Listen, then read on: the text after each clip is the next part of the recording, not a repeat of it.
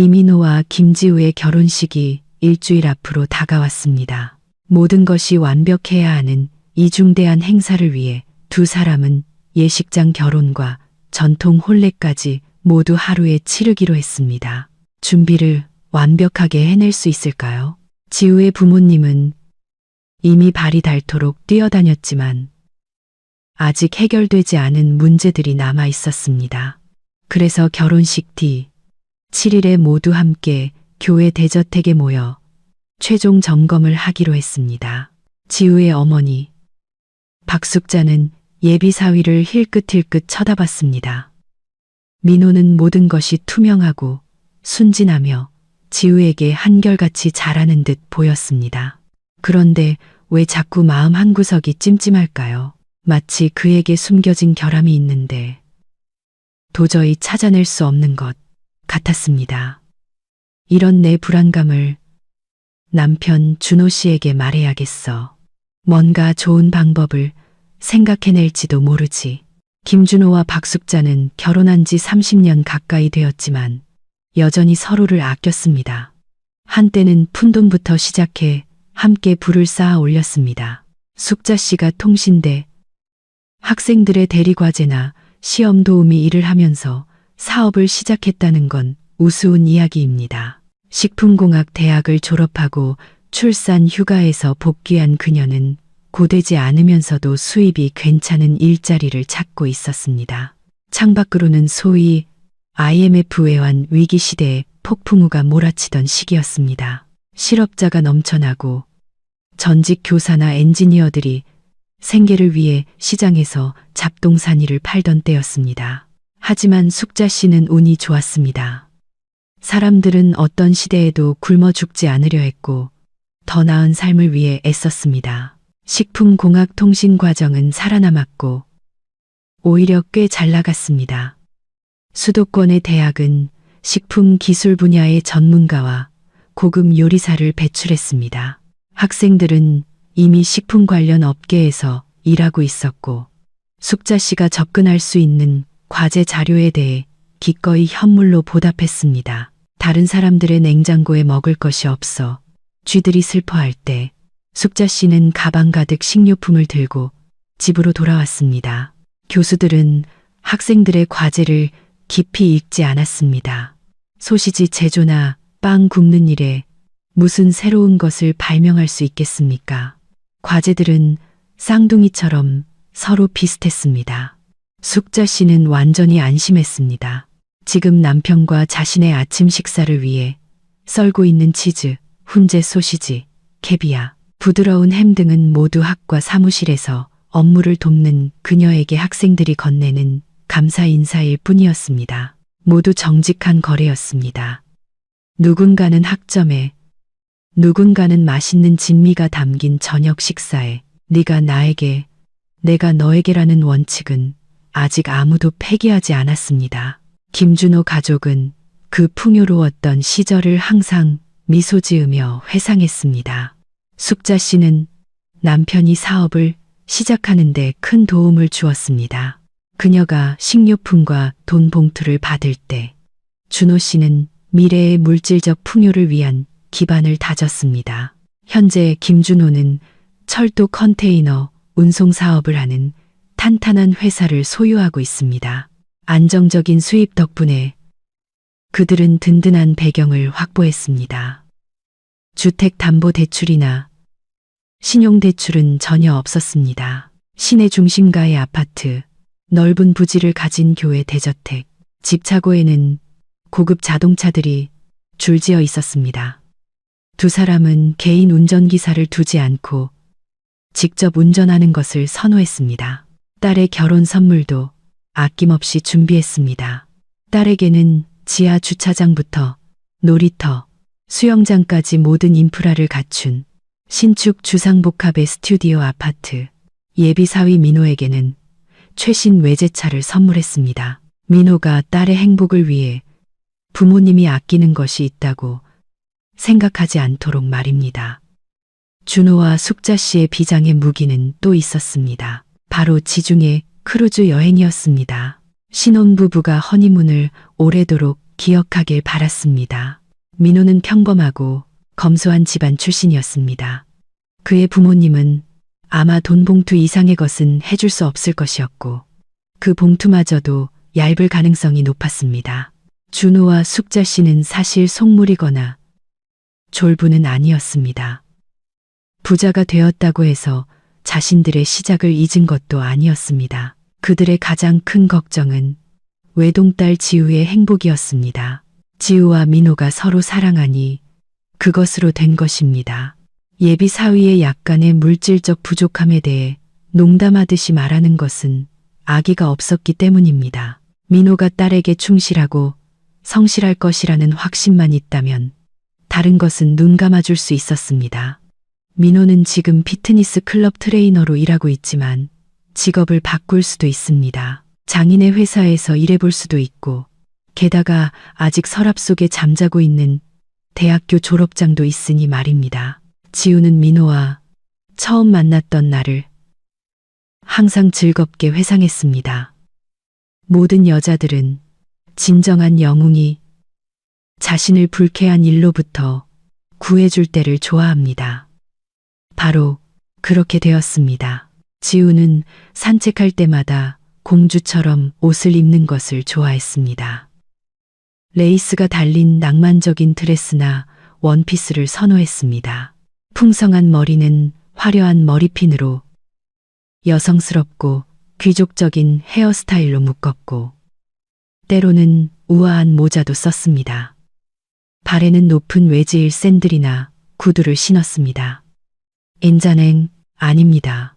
그녀는 무릎에 큰 구멍이 난 청바지나 두꺼운 오버사이즈 옷을 피하는 구닥다리 아가씨가 절대 아니었습니다. 그녀는 어떤 옷이든 입고 집을 나설 수 있었습니다.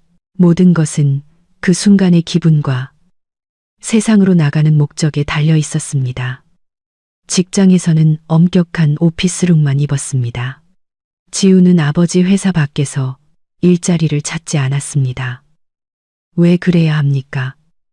전문 광고인은 어디에서든 유용했습니다. 가업을 계속 발전시켜야 했기 때문입니다. 이를 위해 눈길을 끄는 공식 웹사이트도 필요했고 도시 곳곳의 빌보드에 걸릴 매혹적인 슬로건도 필요했습니다. 지우는 자신의 업무를 훌륭하게 수행했고 회사에서 존경받는 사람이었습니다. 단지 김준호의 딸이기 때문만이 아니었습니다. 그녀 스스로도 인류 전문가였습니다. 아버지 뒤에 숨을 필요가 없었습니다. 예쁜 외모와 명석한 두뇌 외에도 지우는 마음이 따뜻하고 헌신적인 친구였습니다.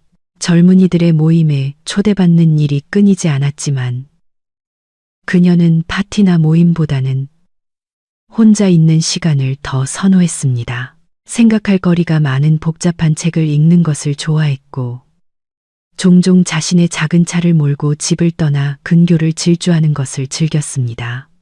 바로 그날 운명이 민호와 그녀를 엮어주었을 때도 그녀는 빠른 운전을 즐기고 있었습니다. 그러다 연료 게이지가 주유소로 가야 한다고 애처롭게 외치기 시작했습니다. 지우는 커다란 러플이 달린 여름 드레스를 입은 채 운전석에서 우아하게 내렸습니다. 돈과 신용카드가 든 작은 핸드백은 조수석에 두었습니다. 금방 다녀올 것이고 차 문은 잠갔으니 어디 가지 않을 것이라고 생각했습니다. 그녀가 기름을 가득 채우기 위해 들른 주유소에 숙련된 청소년 소매치기 일당이 활동하고 있다는 것을 알 리 없었습니다. 그들은 어떤 차든 몇 초 만에 능숙하게 열 수 있어서 CCTV에도 제대로 잡히지 않았습니다. 민호는 동료와 함께 일할 장비를 창고에서 싣고 오는 중이었습니다. 주유소에 들러 다리를 풀고 커피와 빵으로 허기를 달래려 했습니다. 민호는 뜨거운 커피가 담긴 종이컵을 들고 맛있어 보이는 고기빵을 한 입 베어 물려는 순간 작고 분명히 여자 차인 빨간색 차 근처에서 움직임을 포착했습니다. 두 청소년이 운전석 옆 조수석 문 앞에서 무언가를 하고 있었습니다. 그리고 곧 그들 중 한 명의 손에 화려한 여성 핸드백이 들려있는 것을 보았습니다. 그는 번개처럼 움직여 테이블에서 벌떡 일어나 빨간 차로 달려갔습니다. 어린 도둑들은 상황을 파악할 틈도 없이 이미 둘 다 아스팔트 위에 누워 있었고 핸드백은 그 옆에 떨어져 있었습니다. 그들은 마치 연기처럼 사라졌습니다. 민호는 그들을 쫓지 않고 차에 기대어 핸드백의 주인을 기다렸습니다. 지우는 오래 기다리게 하지 않았습니다. 유리문이 열리고 민호의 눈앞에 사랑스러운 여인이 나타났습니다. 그녀는 운전을 잘하는 여성의 이미지와는 도저히 연결되지 않았습니다. 민호가 생각하는 그런 여성들은 덜 낭만적이었고 운전에 더 적합한 옷차림을 하고 있었습니다. 저 높은 외지일 샌들만 해도 대단했습니다. 자동 변속기 차량이라고 해도 저런 신발로 어떻게 운전을 할 수 있단 말입니까? 그는 이 질문에 대한 답을 알 수 없었지만 지우에게 가방을 건네며 어떻게 그것이 자신의 손에 들어왔는지 설명했습니다. 당신의 보물을 구할 수 있었습니다. 가게에 가기 전에 문을 잠그지 않으신 겁니까? 그녀는 대답하기 전에 그를 위아래로 길게 훑어보았습니다. 남자가 아니라 무슨 바위 같네. 얼굴의 모든 선이 화강암으로 거칠게 깎아낸 것 같아. 몸매도 단단한 덩어리 같고 저 넓은 어깨 좀 봐. 게다가 뭐에 대해 불평까지 하고 있네. 지우는 속으로 저 거대한 사람이라고 부른 그의 입술에 시선을 집중하고 그의 마지막 말을 들으려 했습니다. 아, 그러니까 그녀가 차 문을 열어두어 어린 강도들이 그것을 이용했고 그가 그들에게서 가방을 빼앗았다는 것이군요. 그녀는 자신의 빨간 꼬마 차에 모든 문을 잠갔다고 너무나 확신했기에 자신이 자리를 비운 짧은 시간 동안 누군가 그렇게 빨리 침입할 수 있었는지 의심했습니다. 저런 거구라면 스스로도 충분히 그럴 수 있었을 것입니다.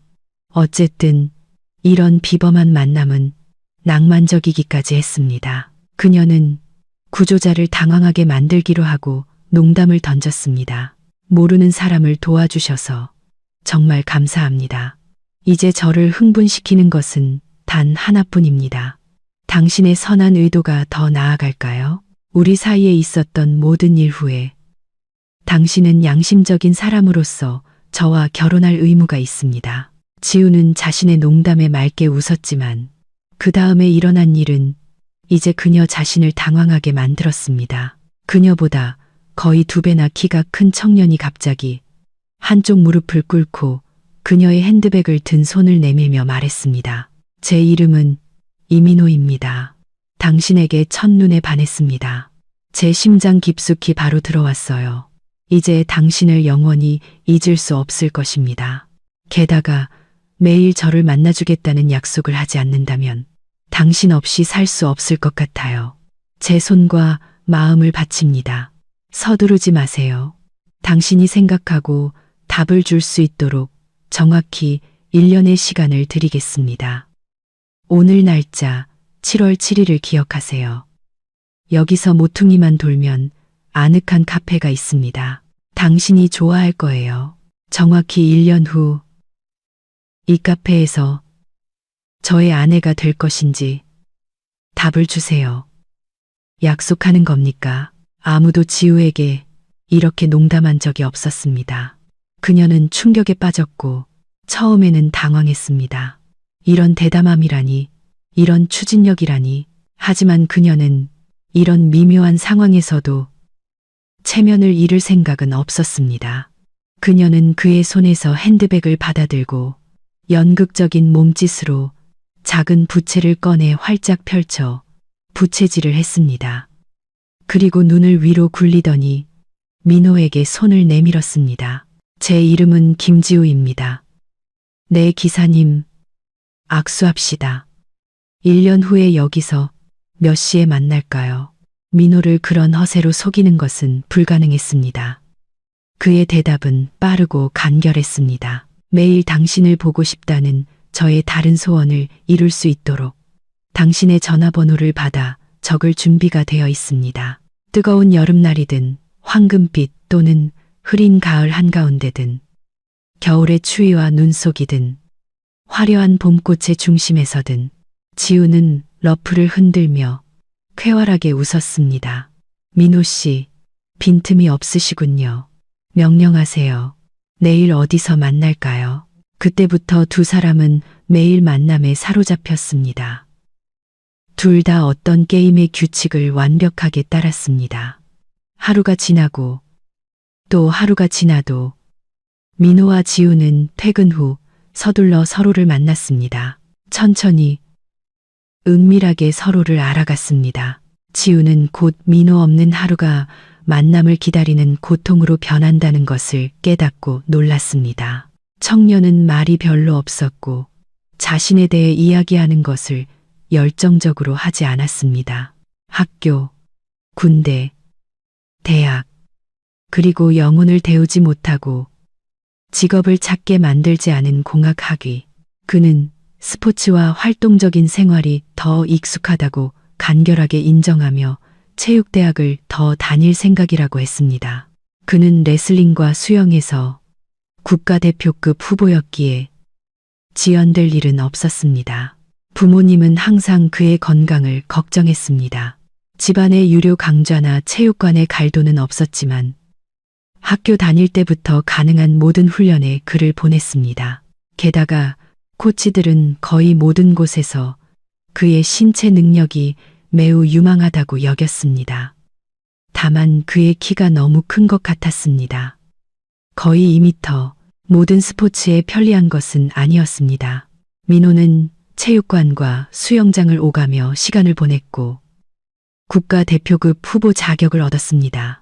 그때쯤 군 복무가 다가왔습니다. 전역 후에는 계약직으로 계속 일하라는 제안을 끈질기게 받았지만 그는 집으로 돌아가 해야 할 일들이 있었습니다. 지우는 친구의 과거 삶에 대해 더 자세한 내용을 알아낼 수 없었습니다. 그들은 여름에 만났고 아마도 겉으로는 매우 이상한 커플처럼 보였을 것입니다. 약간의 낭만적인 아가씨와 거대한 주먹을 가진 덩치 큰 남자. 지우는 심지어 친구들이나 부모님에게도 민호에 대해 아무 말도 하지 않았습니다. 그 이유는 그가 그녀의 마음을 매우 천천히 얻으려 했기 때문입니다.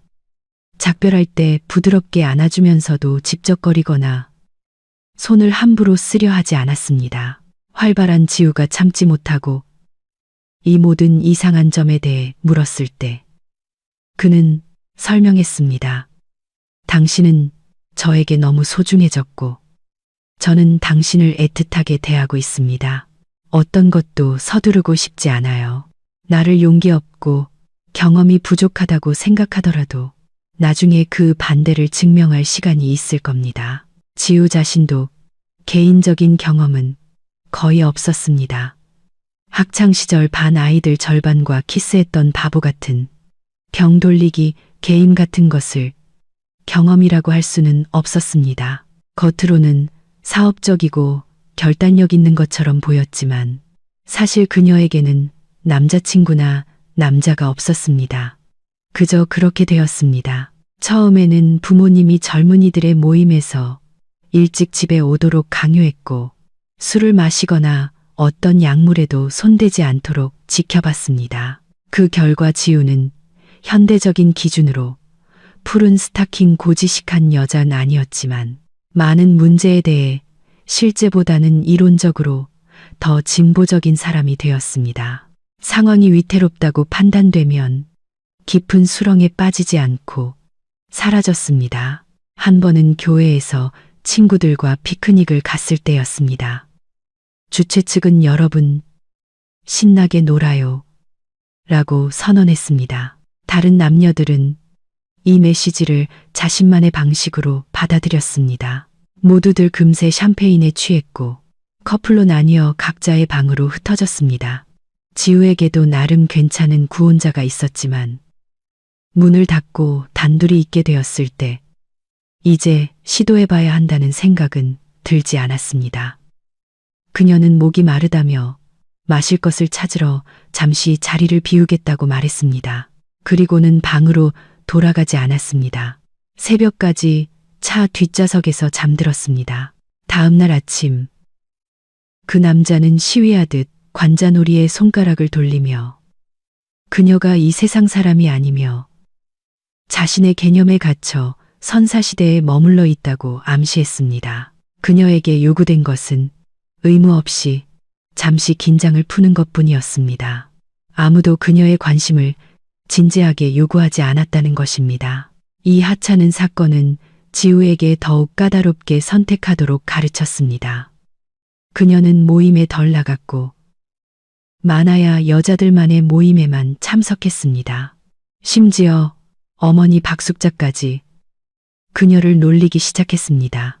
딸아, 직장일에만 바쁘고 독서를 좋아하다 보니 혹시 독신을 맹세한 거니? 가족 행사에 우리 지인들에게도 안 가잖니? 거기 우리와 같은 수준의 유망한 신랑감이 많단다. 우리 부부가 손주도 안아볼 수 있게 좀 노력해 주렴. 지우는 부모님과의 이런 대화를 즉시 잘라냈습니다. 그녀의 직감은 끈질기게 속삭였습니다. 너는 사랑하는 남자, 가족, 아이들, 모든 것을 가질 거야. 인내심을 갖고 기다리기만 해. 내 행복은 너를 지나치지 않을 거야. 지우는 스스로를 믿었고 민호를 만났을 때 거의 즉시 깨달았습니다. 이것이 바로 남녀 사이에 있을 수 있는 진정한 감정이구나. 파트너의 가장 진실된 태도. 그가 오직 너만을 위해 살고 숨쉬고 있다는 것을 확실히 알 수 있는 것. 그에게 무조건적으로 믿고 가장 은밀한 것까지 맡길 수 있는 것. 지우는 이제 자주 생각했습니다. 내가 스스로를 하찮은 것에 낭비하지 않은 것이 얼마나 다행인가. 민호는 운명이 나에게 정해준 남자야. 전에는 이런 것에 대해 생각해 본 적 없지만 그와 함께 전통 혼례를 올리고 싶고 우리 아기들을 함께 키우고 싶어. 지우와 민호는 새해 전야에 가까워졌고 그것은 그녀에게 큰 발견이자 계시였습니다. 그녀에게는 첫 남자를 비교할 대상이 없었지만 무언가가 그녀에게 이런 풍부한 부드러움을 경험할 수 있는 여자는 많지 않다고 속삭였습니다. 아침에 그녀의 크고 강한 기사는 그녀의 침대로 아침 식사를 가져왔습니다. 소시지와 치즈는 약간 서투르게 썰려 있었습니다. 민호의 손에 들린 작은 커피잔은 골무처럼 보였습니다. 디저트 접시 위에는 살짝 노릇해진 흰자 위에 밝은 노른자 2개가 돋보였습니다. 이 모든 것이 소름 돋을 정도로 감동적이었습니다. 그때 민호는 그녀의 눈을 들여다보며 물었습니다. 후회하는 것은 없지, 자기야. 내가 그 모든 중요한 말들을 할 줄 모른다면 행동으로 내 사랑을 보여주려고 노력할 거라는 걸 이해해 줬으면 해. 1월 1일 지우가 부모님 댁에 도착했을 때 그녀의 눈뿐만 아니라 피부까지도 행복으로 빛나고 있었습니다. 부모님은 즉시 모든 것을 이해했습니다. 딸에게 개인적인 삶에 중요한 변화가 다가오고 있는 것입니다. 그들은 번갈아 가며 질문을 쏟아냈습니다. 지우야, 혹시 만나는 사람이 생긴 거니? 내가 잘못 생각하는 거니? 숙자 씨가 물었습니다. 그렇다면 사위를 데려와 소개시켜야지. 준호 씨가 덧붙였습니다. 지우는 부모님에게 아직 어떤 세부 사항도 알려주지 않았지만 행복하게 고개를 끄덕였습니다. 저는 제 남자를 만났어요. 사랑하는 부모님, 어떤 상황에서도 평생 함께하고 싶은 바로 그 사람을요. 그가 너에게 결혼하자고 청혼했니? 숙자 씨가 즉시 물었습니다. 네. 지우는 확인해 주었습니다. 우리가 만난 첫날 바로 청혼했지만 아직 대답은 안 했어요. 생각 중이에요. 뭔가 마음에 걸리는 게 있는 거니? 준호 씨가 즉시 걱정했습니다. 적어도 괜찮은 집안 사람이니? 지우는 단호한 몸짓과 말로 질문의 흐름을 끊었습니다. 충분해요. 그의 집안은 아주 평범하지만 그의 영혼과 심장은 놀라워요. 설날에 그를 여기에 데려와서 소개해 드릴게요. 민호가 당신들에게 어떤 인상을 주든 한 가지만 알아주세요. 그것이 우리의 관계를 바꾸지는 않을 거예요. 저는 이미 선택을 마쳤어요. 미래의 가족과의 첫 만남은 민호에게 진정한 시련이었습니다. 지우가 귓속말로 용기를 북돋아 주었지만 소용이 없었습니다. 그녀의 부모님은 극도로 절제되어 있었습니다. 그러다가 모두가 점심을 먹고 있던 베란다로 온 가족의 사랑을 받는 천둥이라는 진돗개가 나타났습니다. 이 개의 행동은 이번에는 매우 특이했습니다. 그는 의도적으로 민호에게 다가가 그의 큰 머리를 무릎에 얹었습니다. 손님이 쓰다듬는 것을 조용히 허락했고 숙자 씨와 준호 씨에게는 마치 승인하는 것처럼 보였습니다. 개는 한숨을 쉬었습니다. 이 순간부터 민호와 부모님 사이의 얼음이 깨졌습니다. 두 사람은 딸이 나쁘지 않은 짝을 선택했다는 것을 금세 깨달았습니다. 심지어 천둥까지도 그를 승인했습니다. 나중에도 만남은 이어졌습니다. 이제 기성세대는 지우가 민호와 함께 며칠 여행을 가는 것도 의심 없이 허락했습니다. 딸이 집에 없는 동안 숙자 씨는 계속 생각했습니다. 남자로서 민호는 매우 매력적이야. 이 점은 나도 여자로서 지우를 이해해. 그녀는 그 옆에서 엄지공주처럼 보여. 이런 남자와 함께라면 어디든 두렵지 않을 거야. 그들의 첫 만남 이야기가 바로 그 예지. 김준호는 때때로 딸을 약간 질투하고 있다는 것을 깨달았습니다. 예전에는 그 자신이 딸에게 우상이었고 진정한 기사의 본보기였습니다. 이제 우선순위가 바뀌었습니다. 하지만 그는 이성적인 사람이었습니다. 딸과 어머니가 평생 자신들 곁에 머물게 할 수는 없다는 것을 이해했습니다. 딸을 다른 믿음직한 손에 맡길 때가 온 것 같았습니다.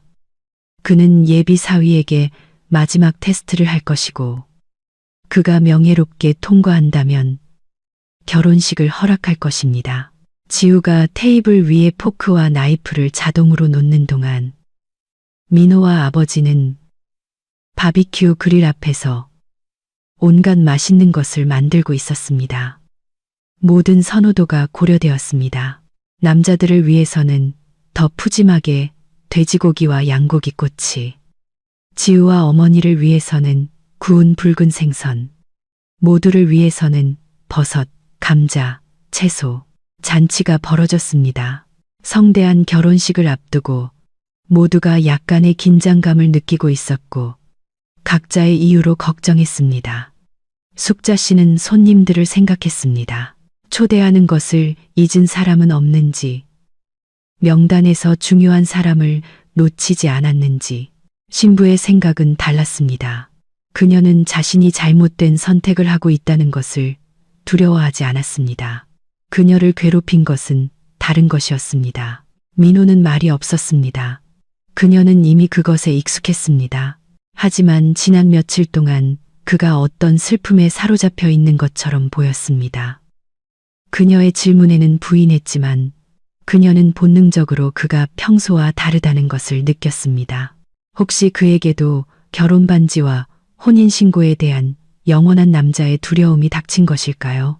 그녀는 자신의 선택이 겁쟁이가 아니라는 것을 의심한 적이 없었습니다. 하지만 그것이 결혼에도 해당될까요? 어쩌면 그녀가 아무것도 아닌 일에 스스로를 괴롭히고 있는지도 모릅니다. 민호를 꼬치와 함께 테이블로 보낸 후 김준호는 와인을 가지러 지하실로 갔습니다. 그는 아래로 내려가 사라졌습니다. 테이블 위에 맛있는 음식들이 식기 시작했습니다. 걱정된 지우는 아버지를 빨리 식탁으로 부르기 위해 지하실이 있는 정원으로 향했습니다. 어둠 속에서 그녀가 불러도 아무 소리가 없었습니다. 하지만 마당의 다른 쪽, 차고에서는 손전등 불빛이 벽과 천장을 비추고 있었습니다. 지우는 그곳으로 서둘러 갔습니다. 운동화를 신어서 발소리가 들리지 않았고 차 옆에 있는 사람은 무언가에 너무 몰두해서 그녀를 보지 못했습니다. 지우는 생각했습니다. 외부인이 마당으로 들어올 수는 없어. 사방이 꽤 높은 담으로 둘러싸여 있어. 게다가 천둥은 자기 사람에게만 친절해. 낯선 사람에게는 으르렁거려서 곤란할 거야.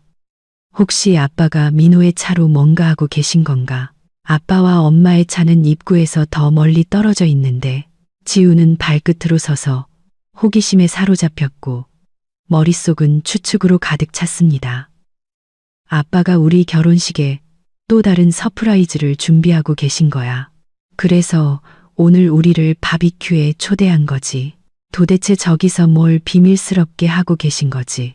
현실은 얼음물 세례와 같았습니다.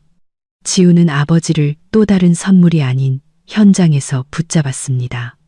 그의 손에는 초소형 휴대용 카메라가 들려 있었습니다. 그녀는 업무상 이 모델을 잘 알고 있었습니다.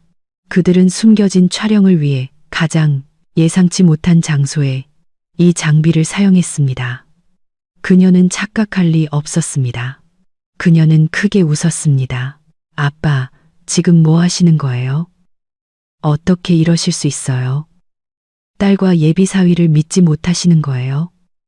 몰래 뭘 촬영하고 싶으신 거예요? 정말 적진의 게릴라 같으시네요. 김준호는 천천히 딸에게 몸을 돌리며 설명했습니다. 내 어머니가 마음이 불편해 하시는구나. 아가야, 내 약혼자와 너희 사이에는 모든 것이 투명하고 평탄해 보이지만 어머니는 마음이 놓이지 않으신데 우리는 딸인 너를 전적으로 믿는다. 이 점은 조금도 의심하지 마. 너는 아직 어려, 지우야. 이 작은 기기가 찍을 영상이 순수하고 무해한 것이라면 나도 기쁠 거다. 하지만 아버지로서, 더 경험 많은 사람으로서 내 말을 들어보렴. 그냥 두자꾸나. 민호가 숨기는 것이 없다면 두려워할 것도 없지 않겠니? 나중에 너와 함께 이 아빠의 행동을 비웃을 수 있을 거야. 지우는 다시 사랑하는 사람을 위해 싸우려 했지만 그 순간 오늘 아침의 일이 떠올랐습니다. 차를 마실지 커피를 마실지 대답을 망설이던 민호의 당황하고 멍한 눈빛. 몇 초 후 그는 그녀와의 대화에 활기차게 참여했지만 그 직전까지 그는 분명 다른 행성에 있는 것 같았습니다. 좋습니다. 지우는 그녀의 약혼자가 결혼을 앞두고 고민하게 만드는 이 비밀이 무엇인지 알아낼 것입니다. 시간이 말해줄 것입니다. 지우는 한 걸음 앞으로 나아가 자신의 유일한 조건을 단호하게 밝혔습니다. 아빠, 민호는 이 카메라에 대해 아무것도 알아서는 안 돼요. 저는 그와의 삶을 이런 불신의 행동으로 시작하고 싶지 않아요. 그는 그럴 자격이 없어요. 그들은 약간 우울했지만 구운 고기, 채소, 야채의 향기를 맡고 마음이 풀려 식탁으로 돌아왔습니다. 맛있는 식사 중 대화는 곧 원하는 방향으로 흘러갔습니다. 성대한 날을 앞둔 마지막 세부 사항과 사소한 것들이 논의되었습니다. 마지막으로 숙자 씨는 민호의 부모님이 이틀 먼저 오실 것인지 다시 확인했습니다. 그들은 미리 그렇게 합의했었습니다. 그는 부모님이 조금이라도 돕고 싶어 하신다는 의사를 확인시켜 주었고 그들은 모두 헤어졌습니다. 결혼식을 앞두고 7일 카운트다운이 시작되었습니다. 결혼식 이틀 전, 민호는 전날 저녁 지우에게 업무상 지방에 갈 일이 있어 하루 종일 없을 것이며 저녁에 돌아올 것이라고 미리 말했습니다. 신부는 어차피 미용실에서 매니큐어, 페디큐어, 피부 관리 등 스케줄이 잡혀 있었습니다. 신랑이 그녀의 손발 아래에서 방해될 리도 없었습니다. 그렇게 그들은 헤어졌습니다. 민호는 지우에게 또다시 우울해 보였지만 그것을 숨기려 노력하는 것이 분명했습니다. 그들은 침묵 속에서 저녁 식사를 했습니다. 지우는 연인에게 캐묻지 않고 자신만의 길을 가기로 결정했습니다. 지난 2달 동안 그들은 전세 아파트에서 함께 살고 있었습니다. 부모님이 선물한 집은 인테리어 공사 중이어서 결혼 등록 후에 사용하기로 했습니다. 예비 사위에게 미리 준 자동차는 창문 아래 마당에 주차되어 있었습니다. 민호가 잠들었을 때 그녀는 녹화 장치로 가서 녹화된 모든 것을 확인했습니다. 필름 속의 광경은 이틀 후에 결혼식을 올릴 남자에게는 이해할 수 없는 불가능한 것이었습니다. 처음에 민호는 꽤 오랫동안 고속도로를 운전했고 그런 다음 어떤 마을로 들어섰습니다. 딱 한 번 멈춰서 작은 마트에 들어갔고 거기서 2개의 묵직한 봉투를 들고 나왔습니다. 내용물은 알 수 없었습니다. 지우에게는 어떤 식료품과 주스 포장처럼 보였지만 확실하지는 않았습니다. 그리고 곧 차 앞에서 문이 열렸습니다. 민호는 이상한 시설의 구역으로 들어갔습니다. 마당에는 사람들이 천천히 걷고 있었습니다. 그들 중 많은 수가 휠체어를 타고 있었습니다. 민호의 차로 의료복을 입은 여성이 동행하는 휠체어가 다가왔습니다. 민호는 운전석에서 뛰어내려 예쁘고 젊은 여성을 차로 옮기는 것을 돕기 위해 서둘렀습니다. 그리고 그들은 주변의 모든 사람이 아프고 신체적으로 제한된 그 슬픈 마당을 떠나 자유로 향했습니다. 차창 밖으로 스텝의 풍경, 숲지대, 곡물 작물의 재배지가 빠르게 지나가는 것이 보였습니다. 민호는 이름 없는 풀밭으로 낯선 여자를 데려갔습니다. 그곳은 데이지 꽃밭 근처였습니다. 그는 그녀를 위해 한 아름의 꽃을 꺾어 무릎 위에 놓아주었고 그런 다음 트렁크에서 담요를 꺼내 미리 깔고는 여자를 쓰러진 나무 줄기로 안아 옮겼습니다. 민호의 상대는 그에게 무언가를 이야기하고 있었고 울고 있었습니다. 여기서 녹화는 불분명했고 대화는 들리지 않았습니다. 그런 다음 지우의 약혼자는 이 이상한 애인을 위해 아름다운 야외 피크닉을 마련했습니다. 카메라는 시야가 확보된 곳만 단편적으로 기록했습니다. 여자가 버터와 짠 붉은 생선이 든 큰 샌드위치를 먹고 주스로 마시는 모습이 명확하게 보였습니다. 곧 그녀는 미소 짓기 시작했고 민호에게 손을 뻗었습니다. 그는 다시 그녀를 안아들어 잔디밭을 가로질러 걸으며 여기저기 무언가를 보여주었습니다. 지우는 비디오 시청을 중단했습니다. 아무것도 이해할 수 없었습니다. 이 특별한 여자는 누구입니까? 왜 민호는 그녀를 그렇게 극진히 대하는 걸까요? 왜 지우 자신은 이 여자를 모르는 걸까요? 민호에게는 미래의 아내가 들어갈 자리가 없는 그만의 분리된 삶이 있는 것 같습니다. 그렇다면 왜 그는 그녀와 결혼 등록뿐만 아니라 전통 혼례까지 올리려 했던 걸까요? 이건 너무 불공평했습니다. 억울함에 지우의 뺨에 눈물이 흘렀지만 그녀는 용기를 내어 녹화를 끝까지 보았습니다. 그녀의 발견의 정점은 차 안에서 민호가 여자와 나누는 대화였습니다. 지우는 모든 단어, 모든 글자를 매우 명확하게 들었습니다. 민호야, 나는 앞으로 어떻게 살아야 할지 모르겠어. 내가 함께 할게. 내 사랑 유나야. 우리 아기를 키울 거야. 우리는 이겨낼 수 있어. 지우는 발 아래에 심연이 열린 것 같았습니다. 도대체 이게 무슨 일이야? 왜 세상은 이렇게 잔인한가? 나는 외도도 배신도 당할 자격이 없어. 평화롭고 달콤하게 잠든 약혼자가 있는 아파트로 그녀는 분노에 차서 달려 들어갔습니다. 그녀는 민호를 악의적으로 끈질기게 깨웠습니다. 불길한 녹화가 담긴 카메라를 그의 얼굴에 던지고 소리쳤습니다. 어떻게 나한테 이럴 수 있어? 나는 심지어 엄마가 너에 대해 의심했던 것을 믿지 않았는데 엄마는 항상 내 안에 어떤 벌레, 접근할 수 없는 이중성이 있다고 말했지. 그런데 현실은 뭐야? 나 말고 다른 여자가 있고 너희 사이에 아이가 생길 거라고. 결혼은 없어. 나가. 민호의 눈에 차가움이 돌았습니다. 그는 아무것도 설명하거나 변명하지 않고 조용히 일어나 짐을 싸기 시작했습니다. 무표정하고 거의 평온하게 그의 행동은 지우에게 자신이 옳았다는 확신을 주었습니다. 그녀는 사랑하는 사람을 오해했습니다.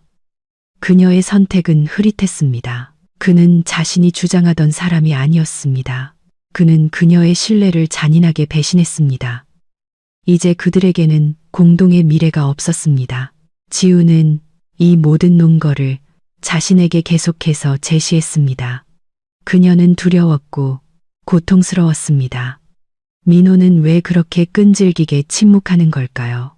그녀의 분노의 흐름을 멈추려 하지 않고, 진정시키려 하지 않고, 아무것도 설명하고 싶어 하지 않았습니다.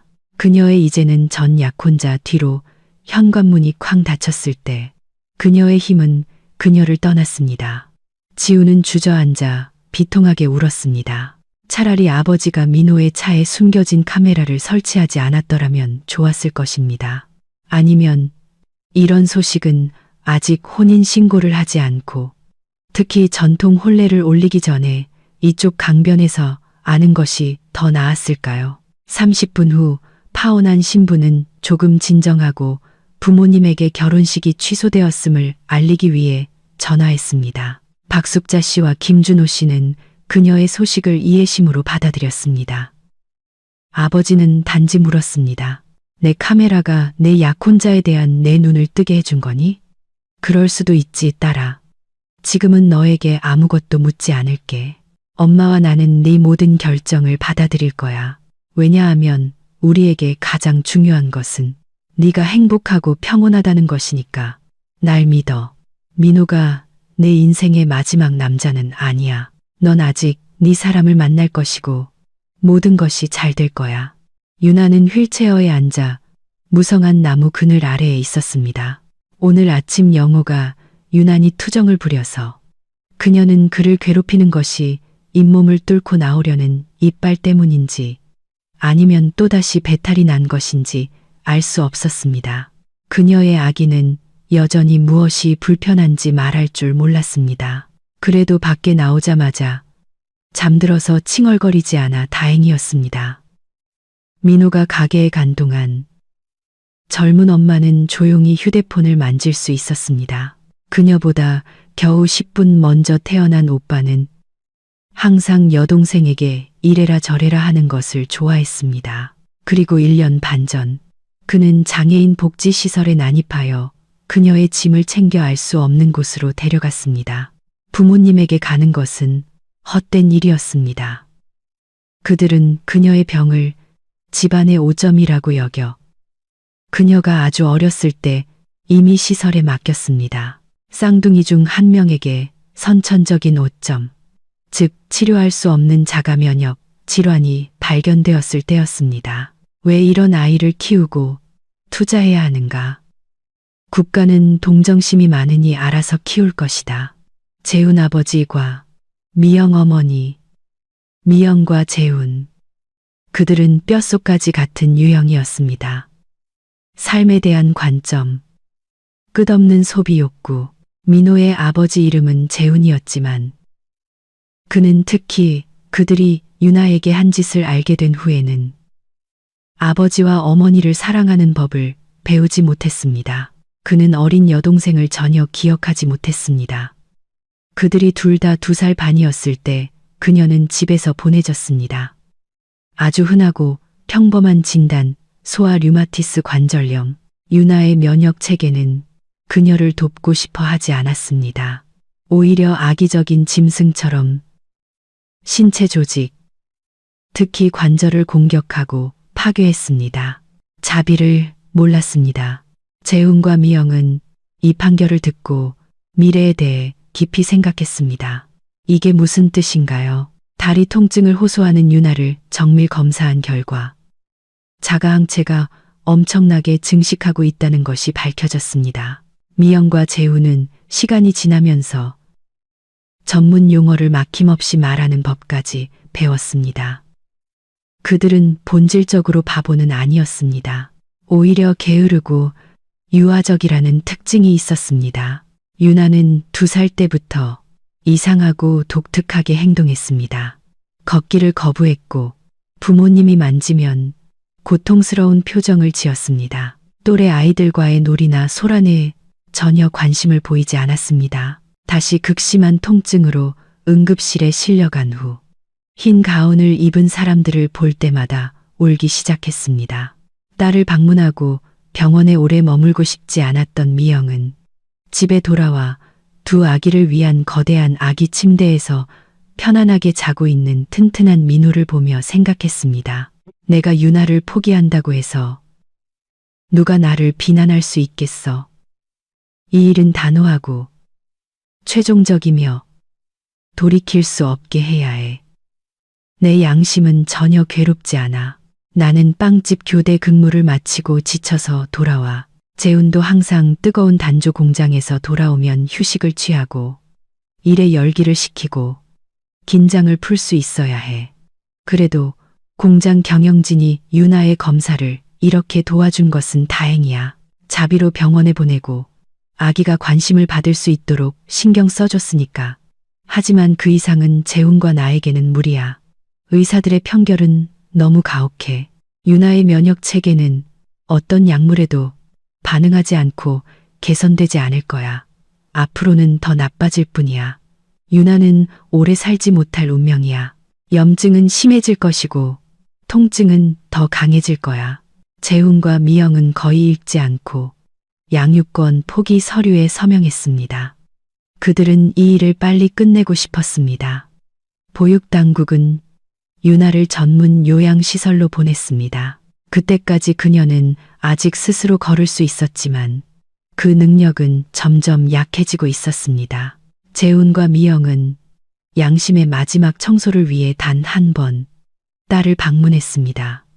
그들은 소녀에 대한 보살핌과 자신들에게 매우 만족했습니다. 그들은 유일하게 올바른 선택을 한 것입니다. 이제 이 슬픈 이야기에 마침표를 찍을 수 있습니다. 동료와 지인들은 처음에는 그런 잔인한 부모를 비난했지만 시간은 모두를 각자의 문제로 돌려보냅니다. 그들은 수군거렸고 더 이상 기억하지 않았습니다. 재훈과 미영은 민호를 키우는 데 시간을 보냈습니다. 여동생과는 대조적으로 소녀는 건강하고 문제없이 자랐습니다. 세월이 흘러 민호의 기억 속에는 여동생에 대한 단편적인 기억조차 남아있지 않았습니다. 그는 운동을 많이 했고 학교 성적도 좋았고 군 복무도 게을리하지 않았습니다. 그리고 별다른 문제 없이 계속해서 살았을 것입니다. 하지만 어느 날 갑자기 모든 것이 이전과 이후로 나뉘었습니다. 딸에게 저지른 잘못 이후 재훈과 미영은 값싼 와인 잔 속에서 슬픔과 양심을 묻는데 익숙해졌습니다. 독한 보드카는 아니지만 맥주보다는 도수가 높습니다. 교대 근무 후 한 잔 또는 두 잔을 마시면 삶이 무지갯빛처럼 보였습니다. 민호는 부모님의 이런 습관을 좋아하지 않았고 점점 그들에게서 멀어졌습니다. 그러다가 군대 제대 후 마당에서 이웃집 할머니를 만났고 그녀가 예상치 못한 질문을 했습니다. 민호야, 내 부모님이 네 여동생 유나를 시설에 보낸 지 20년이 넘었지. 소식이라도 듣니? 아니면 아예 잊어버린 거니? 여동생.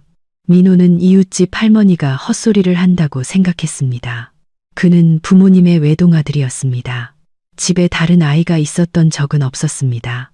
호기심 많은 노인네가 착각하는 것이 분명했습니다.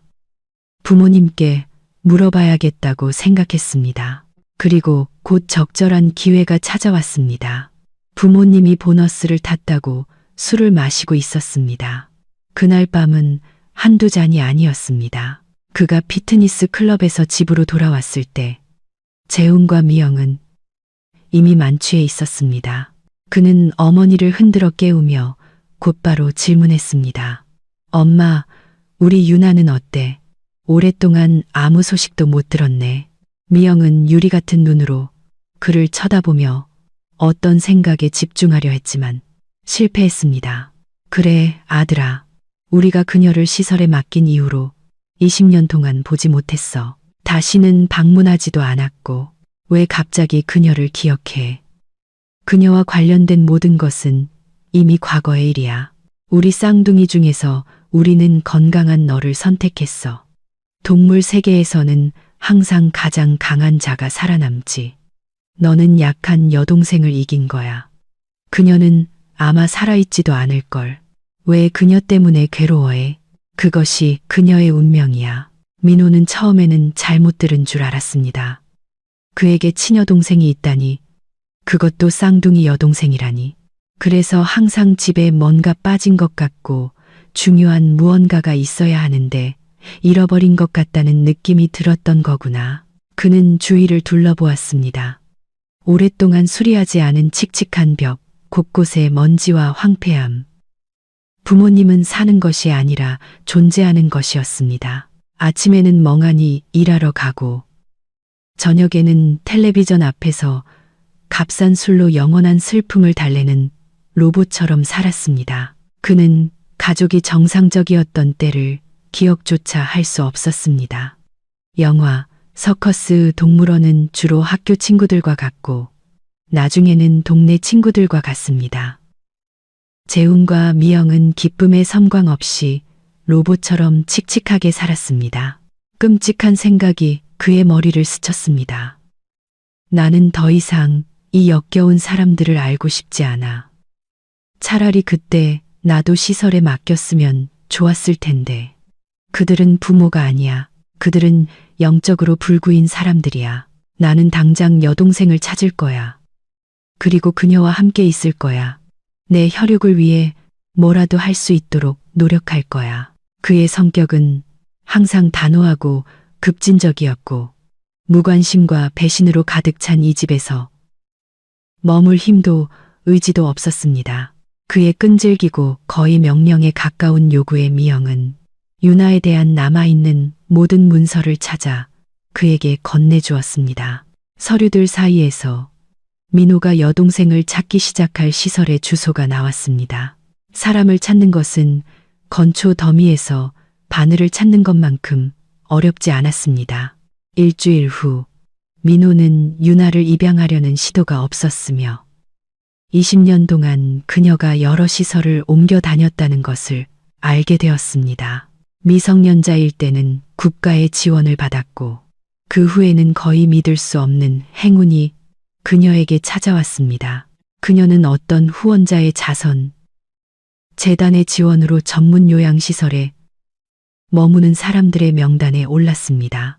민호는 그 후원자의 이야기도 알아냈습니다.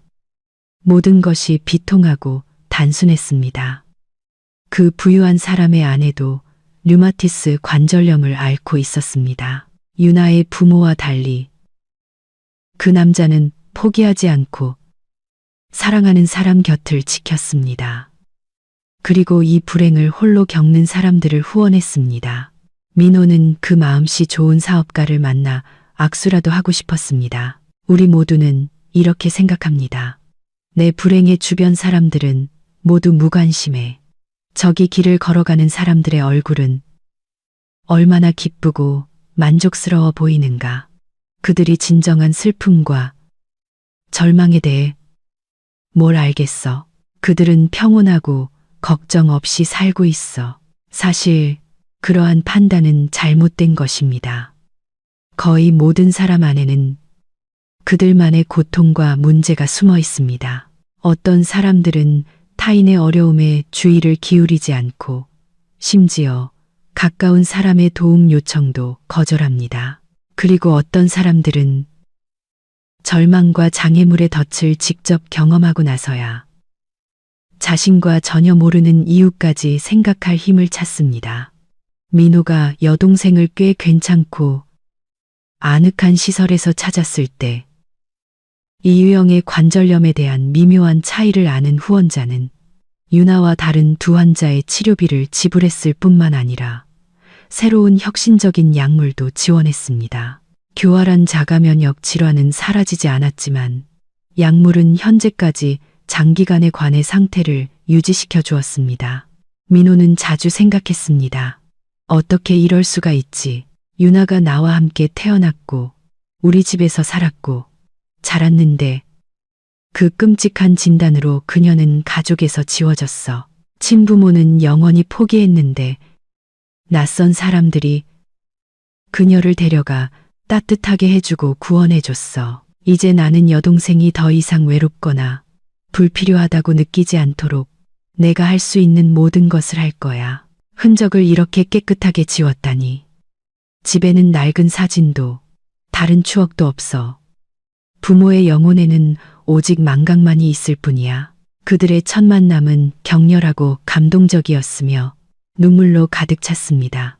둘 다 똑같은 것을 경험했습니다. 쌍둥이의 두 반쪽이 다시 서로를 찾은 것입니다. 여동생은 민호가 자신의 오빠이며 이제 이 세상에서 혼자가 아닐 것이라는 그의 말을 처음부터 믿었습니다. 유나는 자신의 가족에 대해 아는 것이 거의 없었습니다. 부모님이 언젠가 자신을 국가의 보살핌에 맡겼고 그녀는 아기를 품지 않았습니다. 그녀는 삶에 대해 약간 구식의 견해를 가진 매우 따뜻한 아가씨로 성장했고 외모도 예뻤습니다. 나중에 지우와의 만남은 민호의 영혼 전체를 뒤흔들었습니다. 그의 여동생과 그의 사랑하는 여인은 성격, 습관, 선호도, 심지어 비슷한 옷차림에 대한 사랑까지 매우 비슷했습니다. 그는 약혼녀에게 모든 것을 말할 작정이었지만 그녀의 부모님이 매우 꺼려지는 것이 마음에 걸렸습니다. 그들은 사위 곁에 짐이 있는 것을 용납하지 않을 것입니다. 그들은 그의 모든 관심이 오직 아내에게만 속하기를 원할 것입니다. 민호는 장애인 여동생이 있다는 사실을 비밀로 할 생각은 없었지만 유나의 운명에 지우를 부담지게 할 생각도 없었습니다. 그래서 그는 마지막까지 침묵했습니다. 그가 지우와 매일 만나기 시작했을 때 그는 그녀를 진귀한 이국적인 꽃처럼 대했습니다. 당연히 때가 될 때까지 자신의 가족의 쓰라린 일들을 연인에게 털어놓지 않았습니다. 그는 부모님을 거의 만나지 않았지만 불필요한 의심을 피하기 위해 그들에게 결혼할 것이라고 말하고 다가오는 결혼식에 초대했습니다. 민호는 나중에 지우에게 모든 것을 말할 생각이었습니다. 그는 그녀가 자신을 이해하지 못하고 유나에 대한 자신의 뜨거운 사랑을 승인하지 않을까 봐 두려워했습니다. 그는 종종 나의 슬픔을 달래줘 지우야라는 가사가 있는 오래된 노래를 들었습니다. 그 노래는 그에게 거의 가족처럼 되었습니다. 그는 지우가 모든 것을 이해하고 그를 영원히 떠나지 않기를 간절히 바랐습니다. 때때로 그의 영혼은 고통스러웠습니다. 지금 당장이라도 사랑하는 사람에게 모든 것을 털어놓고 싶었습니다. 그의 모든 문제와 희망과 함께 그를 받아들이도록. 하지만 무언가가 매번 그를 멈추게 했고 그는 자신에게 말했습니다. 아직 때가 아니야. 나중에라도 할 수 있어. 그러다가 유나에게 새로운 불행이 닥쳤습니다. 사실 그는 그것을 불행이라고 불러야 할지 몰랐습니다. 유나는 그들의 요양시설에서 실습 중인 레지던트 의사를 사랑하게 되었습니다. 전에도 시설에는 젊은 남자들이 많았지만 이 예비 의사는 그녀에게 유난히 다정하고 세심했습니다.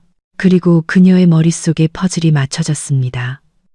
그도 나에게 관심이 있는 거야. 자신의 의사와 사랑에 빠지는 이런 경우는 꽤 흔합니다. 하지만 유나가 그것에 대해 어떻게 알 수 있었을까요? 사실 정태호는 신체적 제약이 있는 사람들과 영적인 소통의 기본을 배우고 있었습니다. 그는 저명한 정신과 의사가 되는 것을 꿈꿨습니다. 그의 아버지는 이 모든 게슈탈트 작업을 통해 꽤 많은 돈을 벌고 있었습니다. 유나에게 던진 첫 농담은 당신은 유나고 저는 테오예요. 우리 이름이 비슷하네요. 저는 이 시설에서 저의 피보호자를 선택할 때 이것을 좋은 징조로 느꼈습니다. 어서 친해져요. 당신에 관한 모든 것이 궁금해요. 그는 의도적으로 대화를 그리고 우리는 당신의 모든 의심과 슬픔을 처리할 것입니다. 라는 문구로 계속하지 않았습니다. 그의 환자가 더 많이 알 필요는 없었습니다. 그는 이 젊은 여성과 다리를 놓고 그녀의 말을 듣고 위로한 다음 모든 것을 조심스럽게 자신의 작업 일지에 기록하고 아버지와 상의할 것입니다. 어떻게 하면 환자가 일시적으로 자신의 장애, 감독 아래 내 벽에서 사는 것을 완전히 잊고 자신이 가진 것에 행복할 수 있을까요? 그는 낭만적인 영혼을 가진 이 예쁜 환자가 불쌍했습니다. 그녀와 함께라면 유쾌함과 유익함을 결합하고 그녀의 심리적 상태에서 상당한 결과를 얻을 수 있을 것이 분명했습니다. 시간이 지나면 태호는 이렇게 영원한 제약에 놓인 환자들과 그들의 심리 감정 상태에 대한 박사 논문을 쓸 생각이었습니다. 현재는 자료를 수집하며 피보호자들의 가장 깊은 영혼을 들여다보고 있었습니다. 유나는 평생 낯선 사람, 특히 젊고 매우 잘생긴 남자의 그런 관심을 경험한 적이 없었습니다. 태호는 그녀에게 꽃, 과일, 과자를 가져왔고 오랫동안 모든 것에 대해 물어보고 자신도 이야기하고 또 이야기했습니다. 그는 그녀에게 매혹적인 가능성이 가득한 세상으로 가는 안내자 같은 존재가 되었습니다. 그러던 어느 날 그는 그녀를 도시로 초대하여 저녁 식사를 함께 하자고 했습니다. 미리 시설 관리자와 협의하여 잠시 환자를 훔쳐가기로 했습니다. 그는 유나를 그녀가 익숙한 안전지대에서 벗어나게 하고 그녀가 어떻게 행동하는지 보고 싶었습니다. 레지던트의 머릿속에는 자신이 신데렐라를 마법의 나라로 유인한 다음 자신의 호화로운 자동차를 다시 호박으로 잔인하게 변신시키려 한다는 생각조차 들지 않았습니다. 이 실험은 그의 박사 논문을 위한 가치가 있었습니다. 그는 결과에 대해 생각하지 않았습니다. 그날은 유나의 인생에서 가장 좋았던 날이자 저녁이었습니다. 그녀는 창가 테이블 옆 휠체어에 앉아 있었고 주변 사람들은 태호와 그녀에게 전혀 신경 쓰지 않았습니다. 우아한 꽃병에 담긴 붉은 장미, 수놓은 천 냅킨, 은은한 향초, 낮은 음악, 쟁반을 들고 조용히 홀을 미끄러지는 웨이터들의 친절한 모습. 이런 종류의 천국은 예전에 영화에서만 보았는데 지금은 이 세상에서 가장 좋은 남자가 그녀 맞은편에 앉아 오직 자신에게만 모든 관심을 쏟고 있었습니다. 와인에 약간 머리가 어지러웠고 그녀가 좋아하는 붉은 생선과 채소는 친의 음식 같았습니다. 유나는 내내 속으로 생각했습니다. 이것이 바로 내 병이 나를 빼앗아갔던 현실 세계구나. 나는 왜 나에게 이런 운명이 주어졌는지 하늘에 묻지 않을 거야.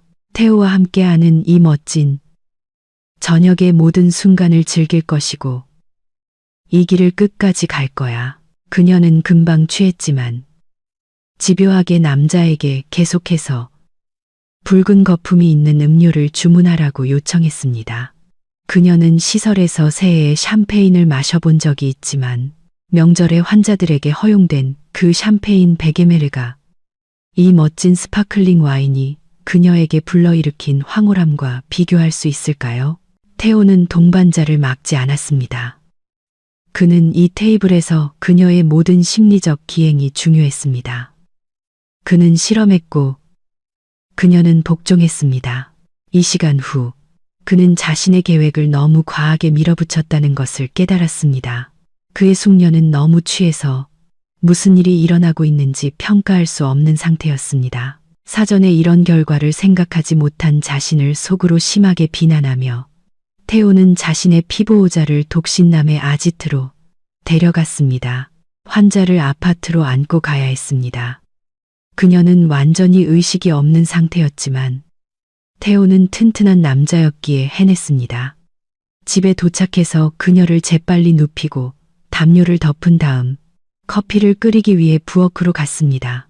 그는 밤새 지켜봐야 할 것입니다. 만약 유나가 잘못되기라도 한다면 그는 직장에서 곤경을 피할 수 없을 것입니다. 아침에 그는 유나 옆에 누워있는 자신을 발견했고 그녀는 신뢰하는 듯 그의 목을 감싸고 있었습니다. 그는 어떻게 잠들었는지 어떻게 그녀 옆에 있게 되었는지 기억나지 않았습니다. 그가 움직이자마자 그녀는 즉시 눈을 뜨고 속삭였습니다. 태호야, 가지마. 나는 너를 정말 사랑해. 제발 내 남자가 되어줘. 나를 행복하게 해줘. 아무도 이것을 영원히 알지 못할 거라고 약속할게.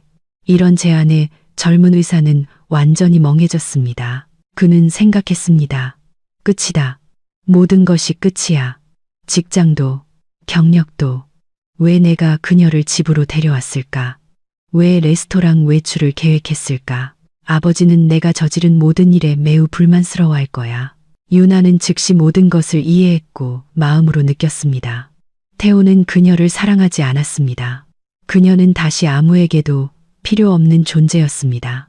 그녀는 화장실에 가고 싶었지만 기어서 가야만 한다는 것을 알았고 혼자서는 할 수 없었습니다. 그녀는 휠체어가 어디 있는지 몰랐고 어떻게 이 아파트에 왔는지도 기억나지 않았습니다.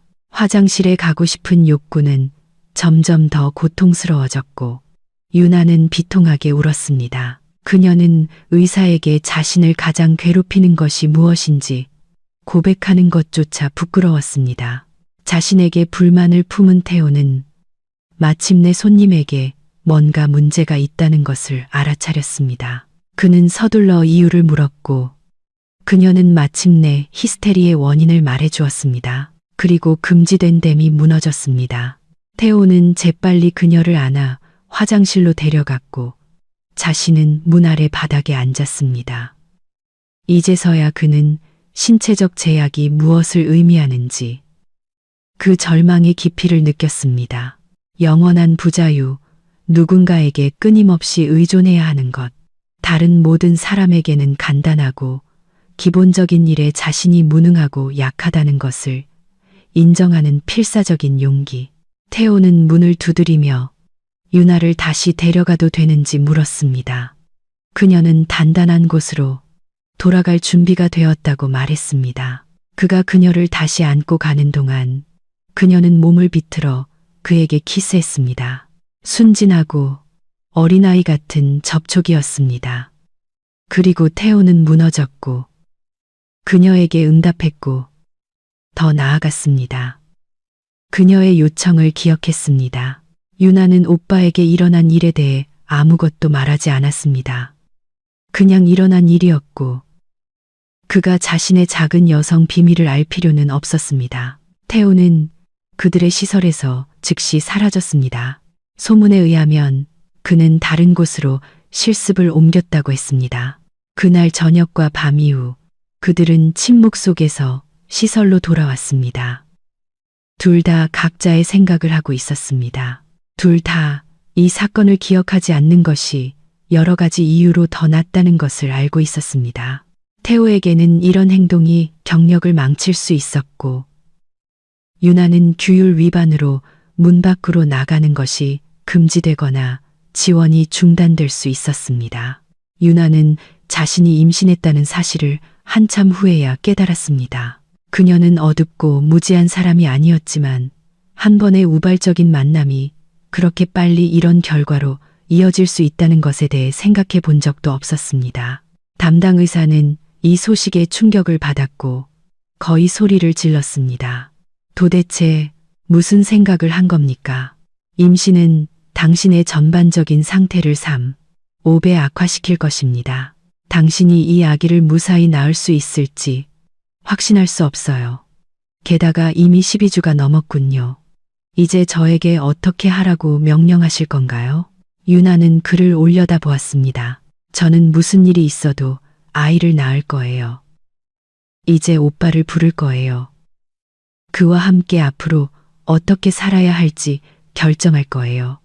저는 이곳에서 편안하게 지낸 세월에 대해 시설에 매우 감사해요. 오빠는 제가 자기에게로 이사 오라고 오랫동안 설득해 왔어요. 이제 그럴 때가 된 것 같아요. 조만간 그를 만나 제 결정을 알려드릴게요. 민호가 중요한 대화를 위해 유나에게 가는 여정은 나중에 숨겨진 카메라에 의해 촬영되었습니다.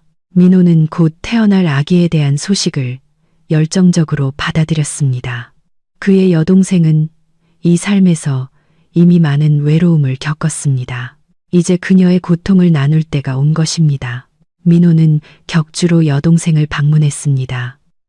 그는 다른 트레이너들의 부탁을 조금이라도 받고 열심히 일했습니다. 아내에게 특별한 선물을 사서 신혼여행 때 주고 싶었습니다. 그리고 여동생을 위한 선물과 작은 깜짝 선물들도 꽤 많은 돈이 들었습니다.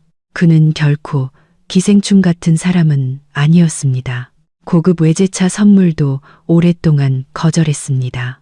하지만 지우가 그 차를 운전하는 자신을 볼 때 눈이 너무 빛나서 그는 포기했습니다. 결국 이 세상 모든 사람이 부유한 것은 아닙니다. 그는 결혼하고 다른 직장을 진지하게 찾을 것이고 당분간은 견딜 것입니다. 유나의 임신 소식은 그의 모든 계획을 헝클어 놓았지만 민호는 포기하지 않았습니다. 그는 모든 것을 할 수 있고 모든 것을 처리할 수 있습니다.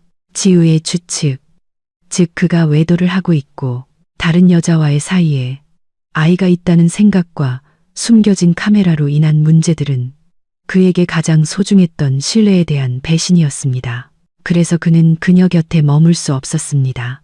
어리석고 성급했습니다. 모든 것을 즉시 설명했더라면 더 좋았을 것입니다. 아마도.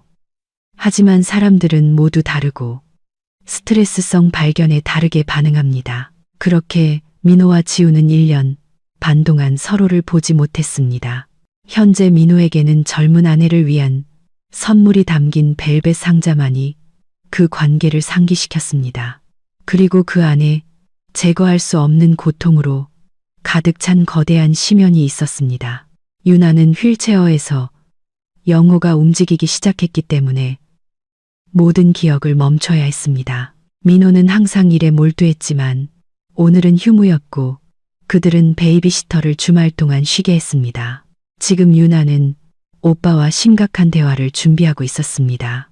어제 베이비시터가 아파트를 청소하다가 벽장에서 작은 벨벳 상자가 든 봉투를 발견했습니다. 두 여자는 참지 못하고 안을 들여다보았고 귀한 보석이 박힌 희한한 금팔찌에 감탄했습니다. 유나의 머릿속에는 즉시 생각이 스쳤습니다. 이건 민호가 그의 약혼녀 지우에게 사준 것인데 왜 이 호화로운 선물을 그녀에게 주지 않았을까? 그들의 결혼식이 취소된 지 1년 반이 지났지만 유나는 남매 사이의 불화의 진짜 이유를 알지 못했습니다. 민호는 침묵했고 그녀는 감히 묻지 못했습니다. 그때나 지금이나 그녀를 괴롭히는 유일한 것은 오빠의 상태였습니다.